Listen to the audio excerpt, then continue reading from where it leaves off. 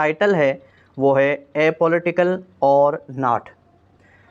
किस सेंस में बात कर रहा है ये राइटर अपने फर्स्ट सेंटेंस में ही बता देगा कि राइटर का क्या थॉट है ए पॉलिटिकल और नॉट के हवाले से। अब देखें सेंटेंस स्टार्ट हो रहा है, furtive whispers about who was really behind the political engineering of these past few years have just been confirmed. अब फर्टिव एक एडजेक्टिव है, अगर हम इसको सेपरेटली डिस्कस करेंगे तो इसका मतलब है चोरी छुपे। फर्टिव विस्पर्स दोनों यहाँ पे मिलके इस सेंटेंस में आपका सब्जेक्ट बना रहे हैं। फर्टिव विस्पर्स यानी चोरी छुपे जो कानों में सुसपुस होती है वो।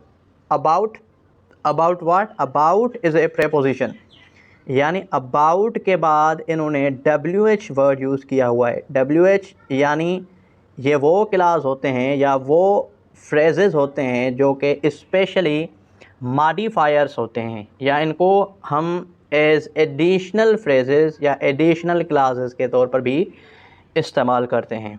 फर्टिव whispers about who was really behind the political engineering of these past few years have just been confirm. अब देखें फर्टिव विस्पर्स आपका सब्जेक्ट है और कन्फर्म्ड आपका वर्ब है।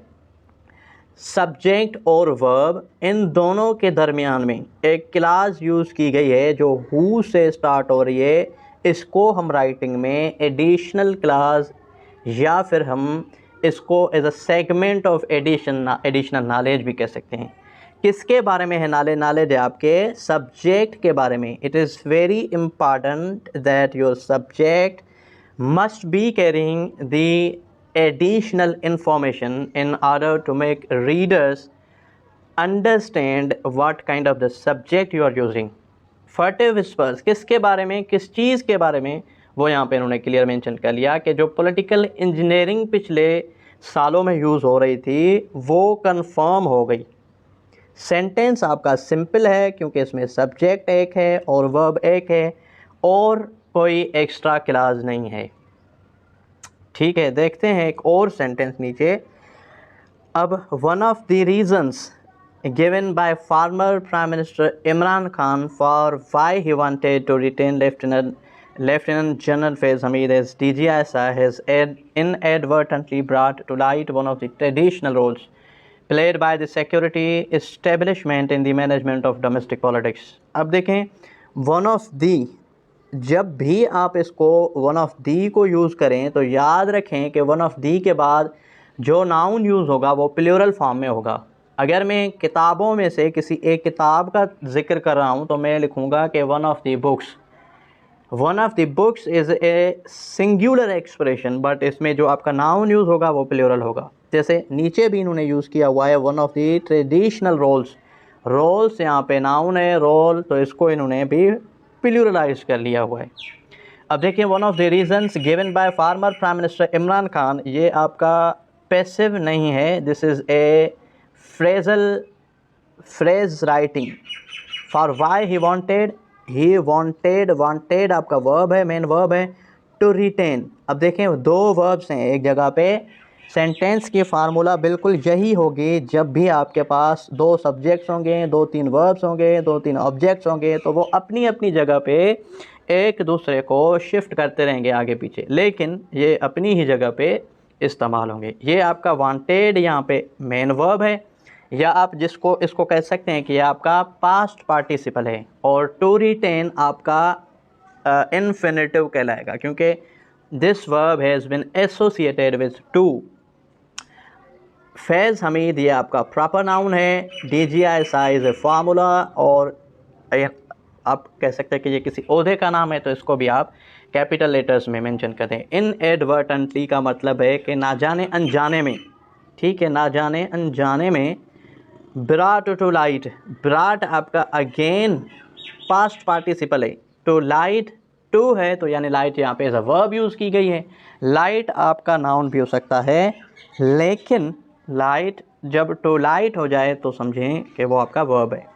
वन ऑफ दी को हमने पहले ही मेंशन कर लिया है, by the security establishment in the management of domestic politics. अब देखें जो हमने अब येलो कलर किए हुए हैं वो आपके सब्जेक्ट्स हैं। वन ऑफ द रीजंस आपका सब्जेक्ट है, और इस सेंटेंस में जो क्लासेस हैं वो हैं 2 क्लासेस हैं, 3 क्लासेस हैं इनफैक्ट, और वाई के साथ इन क्लासेस को आपस में लिंक करवाया गया है। वाई आपको पता है कि कंजंक्शन है, लेकिन कोई भी कंजंक्शन स्पेशली जब सबऑर्डिनेट कंजंक्शन होगी तो वो सेंटेंस या जो स्ट्रक्चर होगी सेंटेंस की, कितने भी क्लासेस होंगे उसमें एक डिपेंडेंट होगी, दूसरी क्लास आपकी इंडिपेंडेंट होगी, तभी वो आपका कॉम्प्लेक्स सेंटेंस बनाएंगे। सब्जेक्ट और वर्ब्स को टिक करना या कलर्ड करने का मतलब यही था कि आप लोगों को पता चले कि सेंटेंस का मतलब क्या है। जब सेंटेंस की लेंथ बड़ी हो जाती है तो हमें पता नहीं चलता कि सेंटेंस की लेंथ के हिसाब से मीनिंग क्या है, लेकिन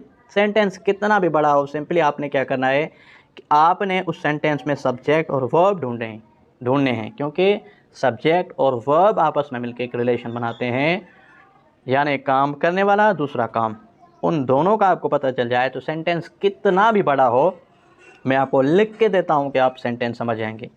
फिर बीच में ज़ाहिर है सेंटेंस की लेंथ इतनी वेरी हो रही है, तो एक सब्जेक्ट है दूसरा वर्ब है, सेंटेंस की लेंथ इन्होंने वेरी करवाई है एडिशनल फ्रेजेस और क्लासेस देके। ज़ाहिर है वो फ्रेजेस या क्लासेस वर्ब को भी मॉडिफाई कर रहे होंगे, सब्जेक्ट को भी मॉडिफाई कर रहे होंगे, ऑब्जेक्ट को भी मॉडिफाई कर रहे होंगे, नेसेसरी डेटा भी दे रहे होंगे, तो ये इसीलिए यहाँ पे इतना इम्पॉर्टेंट है। देखते हैं आगे जो और हमारी पैराग्राफ है।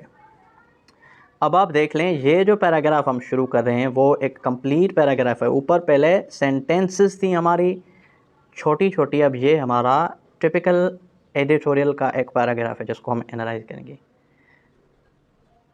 ड्यूरिंग अ रिसेंट पॉडकास्ट, जो इमरान खान ने रेडियो पे और सोशल मीडिया पे पॉडकास्ट की थी उसके बारे में बात कर रहा, तो यहाँ पे ड्यूरिंग के साथ स्टार्ट हुआ है और ये इसमें सब्जेक्ट वर्ब नहीं है, सिंपली ये आपका फ्रेज़ है। The ousted prime minister stated. अब आउस्टेड प्राइम मिनिस्टर आपका यहाँ पे सब्जेक्ट है, स्टेट यहाँ पे वर्ब है, दैट आपको पता है कि दैट हमारा रिलेटिव प्रोनाउन भी हो सकता है, एडजेक्टिव भी हो सकती है, लेकिन इस सेंटेंस में इस तरह की स्ट्रक्चर में दैट आपका सबऑर्डिनेट कंजंक्शन है, क्योंकि 2 क्लासेस को, क्लास नंबर 1 और क्लास नंबर 2 को ज्वाइन कर रही है, तो that in this case is subordinate conjunction and the sentence is going to be the complex one. जब भी आपका सबऑर्डिनेट कंजंक्शन हो तो क्लासेस की सीक्वेंस को आप परेशान ना हो, डिपेंडेंट हो इंडिपेंडेंट हो, वो सेंटेंस आपका समझें कि वो कॉम्प्लेक्स ही बनने जा रहा है। जब रिलेटिव या कोरिलेटिव हो कंजंक्शंस तो आपका सेंटेंस कंपाउंड बनेगा। He had wanted General Fayez to continue as spy chief because he was aware that his political rivals were planning to topple his government, and he wanted the former spy master to act as the government's eye and ears as their plot played out. अब टॉपिल का मतलब है गिराना, और जो sentence है हम उसको देख रहे हैं। दैट के बाद तो एक और क्लास है, मैंने आपको बता दिया। अब यहाँ से देख लें, बिकॉज है, बिकॉज इज़ आपकी जो हमने पढ़ा था कि कॉम्प्लेक्स की स्ट्रक्चर में बिकॉज यूज़ होती है कॉम्प्लेक्स सेंटेंस में। He was aware that again use हुई है, क्योंकि एक ये क्लास है और दैट के बाद एक और क्लास है, ठीक है। और उसके बाद verb planning to topple, planning आपका वर्ब है, ये कौन सा वर्ब है, ये आपका प्रेजेंट पार्टिसिपल है, क्योंकि इनके साथ है और इसके साथ पहले इन्होंने हेल्पिंग वर्ब को मेंशन किया हुआ, इसीलिए प्लानिंग आपका प्रेजेंट पार्टिसिपल है। टू टॉपल वर्ब है, टॉपल मतलब गिराना, टू के साथ है तो इसको हम इन्फिनेटिव कहेंगे। और इसके बाद इन्होंने एंड के साथ भी एक क्लास यूज़ की हुई है जिसको इन्होंने कॉमा के साथ सेपरेट किया हुआ है। याद रखें, जब भी एंड 2 क्लासेस या 2 सेंटेंसेस के बीच में एज अ कंजंक्शन का रोल प्ले करेगी तो वो साथ में कामा ले सकती है। आप देख सकते हैं यहाँ पे and has a comma before it. He wanted the former spymaster to act as a government sinews. और एक प्लेड आउट, ये आपका एक फ्रेजल वर्ब है। आउट प्लेड एक गलत एक्सप्रेशन है, आप स्पीकिंग में बोल सकते हैं, लेकिन राइटिंग में आउट प्ले ना लिखें तो बेहतर है, क्योंकि जब हम फ्रेजल वर्ब बनाते हैं तो हमारी जो सीक्वेंस होती है, जो फार्मूला होती है, वो होती है पहले वर्ब और उसके बाद आपकी प्रेपोजिशन यूज़ होगी। फ्रेजल वर्ब्स में ऑलमोस्ट आप देखेंगे कि वर्ब के बाद प्रेपोजिशन होती है। तो प्ले आउट और played out is a better expression I feel और आई रीड।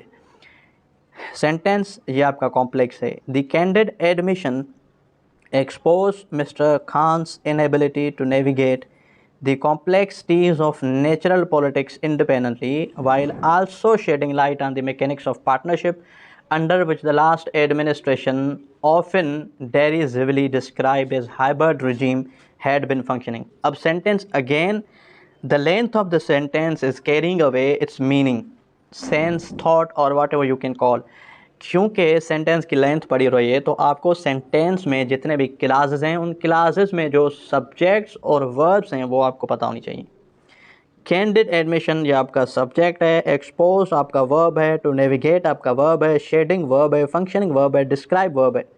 तो दो क्लासेस हैं वाइल के साथ, वाइल ने दो क्लासेस को कंबाइन किया हुआ है या कनेक्ट किया हुआ है। तो इस सेंटेंस में आप ये कहेंगे कि while is a subordinate conjunction, और जब सबऑर्डिनेट कंजंक्शन हो तो सेंटेंस की स्ट्रक्चर आपकी कॉम्प्लेक्स हो जाएगी। ठीक है, और यहाँ पे वर्ब्स भी वेरिंग है, फंक्शनिंग है, प्रेजेंट पार्टिसिपल है, शेडिंग है, प्रेजेंट पार्टिसिपल है, नेविगेट है, ये आपका इन्फिनिटिव है, डिस्क्राइब्ड है, पास्ट पार्टिसिपल है, एक्सपोज है, पास्ट पार्टिसिपल है। तो इस तरह से ये हो सकते हैं। To be fair to mister Khan, he is not the first or the last prime minister to have hoped to use the intelligence apparatus against his political rivals. अब देखें, to be fair to Imran Khan ये आपका phrase है, और जब आप phrase और class दोनों एक सेंटेंस में लिखें तो कामा ज़रूरी है ताकि सेंस जो मीनिंग है वो आपकी clear. He is not the first or the last prime minister. अब prime minister becomes common noun as well as a proper noun। proper noun तब जब आप इसके P और M कैपिटल लिखें, और ये हम तब लिखेंगे जब हम किसी स्पेसिफिक प्राइम मिनिस्टर की बात करेंगे। जैसे हम कहें कि प्राइम मिनिस्टर शहबाज शरीफ, तो इस सूरत हाल में P और M दोनों कैपिटल होंगे तो प्रॉपर नाउन होगा, क्योंकि हम we are mentioning the particular prime minister Imran Khan, prime minister Narendra Modi. तो इस तरह होप्ड अगेन आपका पास्ट पार्टिसिपल है, टू यूज़ इन्फिनेटिव है, द इंटेलिजेंस आपका एडजेक्टिव है, लेकिन द यहाँ पे एडजेक्टिव कॉमन के साथ तो हम नहीं यूज़ करते, लेकिन उन्होंने की हुई है क्योंकि the has been used as noun. Apparatus against his political rivals. अब सेंटेंस की स्ट्रक्चर देखें। Again the sentence is simple one because इसमें कोई कंजंक्शन नहीं है और क्लास भी एक ही है। टू हैव होप्ड मतलब कि उम्मीद लगाना, उम्मीद रखना। वर्ड्स भी हमने छोटे मोटे देख लिए हैं, लेकिन जो ज़्यादातर हमारा टारगेट था वो था to analyse the simple structure of the sentence while we are reading. जब हम पढ़ रहे होते हैं तो हमें पता नहीं चलता कि ग्रामर की क्या चीज़ें इंपॉर्टेंट हैं जिनको हम डिस्कस करें। तो आई होप कि आपको ये क्लास अच्छी लगी होगी और इंशाल्लाह इस तरह की क्लासेस आगे भी हम कंटिन्यू करते रहेंगे। Thank you.